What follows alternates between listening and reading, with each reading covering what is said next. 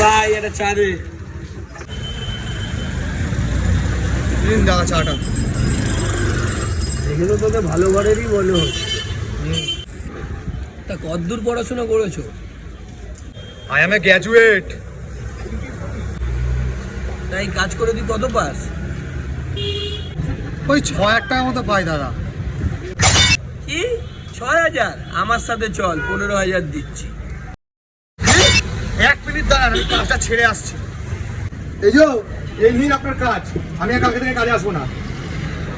এই কালকে তুই বলছিলিস না কাজ করবি? এই শালা কাজে বের কর। এই যে দাদা আপনার চশমা আর আপনার এই বাইকের চাবি। এই শালা বেরো এখান দিয়ে।